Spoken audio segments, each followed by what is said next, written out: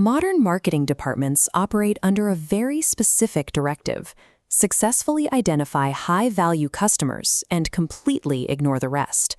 The core objective is to carefully build a base of heavy buyers who dedicate their entire wallet to a single brand.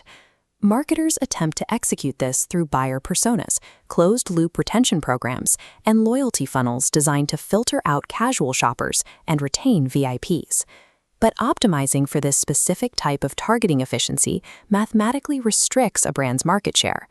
Decades of purchase data spanning thousands of brands globally demonstrate that targeting exclusively for high-frequency loyalty yields rapidly diminishing returns. To actually scale a brand's volume, marketers have to completely abandon the practice of hyper-targeting. Researchers at the Ehrenberg Bass Institute have quantified consumer behavior across everyday packaged goods, global service industries, and complex B2B markets to test these entrenched loyalty strategies against actual purchase records. Their data proves market share is governed by consistent patterns, and those patterns dictate a brand must target the entire market of category buyers. We begin by examining the demographic most coveted by brands, the heavy buyer. On a standard performance dashboard, these individuals generate high revenue relative to the cost of reaching them. However, heavy buyers are too few in number to drive total volume at scale. If every heavy buyer of a typical brand made one additional purchase in a year, the total sales increase would only yield a few percentage points. There is also a hard mathematical ceiling on their behavior. A consumer who already buys a product frequently cannot be forced to increase their purchase rate indefinitely. This ceiling is enforced by a statistical phenomenon known as regression to the mean. This scatterplot tracks a cohort's purchase frequency. The buyers plotted high on the y-axis in year 1 appear to be highly devoted. In reality, extreme buying behavior is often circumstantial, driven by a temporary houseguest or a fitness fad. By year 2, roughly half of those heavy buyers drop back down to their normal purchase rates. They dissolve into the dense average buyer cluster. The brand's total volume remains stable because those individuals are statistically replaced by lighter buyers who happen to have an unusually heavy year. Allocating a disproportionate budget to retain heavy buyers yields minimal incremental sales. The volume in this cohort is maintained by statistical churn rather than engineered loyalty. The justification for focusing on heavy buyers often relies on the Pareto principle, the claim that 80% of a brand's sales come from the top 20% of its customers. Cross-category purchase data from emerging and developed markets shows a different reality. The steep 80-20 curve morphs into an empirical 50-20 distribution. The heaviest 20% of a brand's customers typically account for only about half of its sales. To understand where the other half of the revenue comes from, we have to look at the mathematical shape of a brand's customer base, the negative binomial distribution. Marketers refer to this statistical shape as the reverse J-curve. In this reverse J bar chart representing purchase frequency, the columns for consumers who buy the brand just once or twice a year tower over the long, flat tail of high-frequency buyers.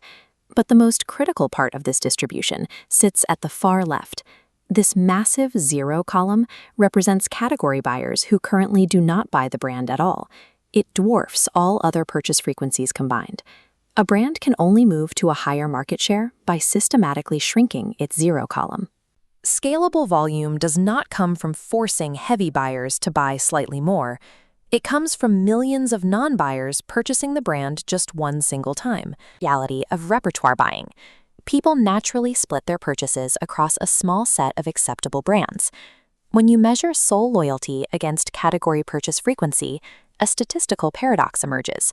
This line chart tracks sole loyalty percentages. As a customer's category purchase frequency increases, their likelihood of remaining 100% loyal to one brand plummets to near zero. The only consumers who register as 100% loyal are actually the lightest category buyers. These light buyers aren't deeply devoted to the brand. They simply haven't bought the category enough times in the measured window to reveal their wider brand repertoire. Engineering 100% sole loyalty among heavy buyers is an attempt to fight human nature. Loyalty is merely a mathematical consequence of overall market penetration. This mathematical reality separates dominant market leaders from stagnant niche brands. It is defined by the natural monopoly law. Large brands achieve market dominance specifically because they monopolize the massive pool of light category buyers. Small brands operate under a structural trap. Lacking total penetration, they are forced to rely disproportionately on heavy category buyers. This network graph models the relationship between brands and buyer types. Relying on heavy category buyers places the small brand at a severe disadvantage. Heavy category buyers inherently have the largest repertoires. They inevitably divide their wallet by also buying the big brands. The large brand, meanwhile, successfully captures the isolated nodes representing light buyers. Structural growth cannot be achieved by fighting over heavy category buyers.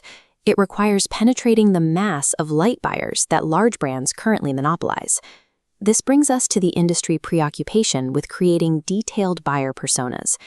Defining a target audience as a 28-year-old eco-conscious professional who shops at specialty markets artificially narrows a brand's focus, boxing it into a tiny square within the total market grid.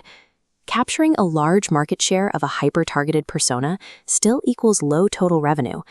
The evidence-based alternative required for scalable growth is sophisticated mass marketing. This strategy involves looking for broad commonalities across the entire buyer pool. It builds physical and mental availability that appeals universally, rather than segmenting audiences out of the funnel. True growth demands reaching out to all potential category buyers across all contexts. Restricting reach in the name of targeting efficiency guarantees restricted sales.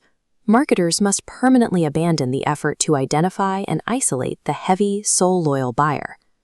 Conventional ROI-driven targeting often serves as an artificial ceiling to brand scale. The empirical rules of growth require 3 shifts in strategy. 1.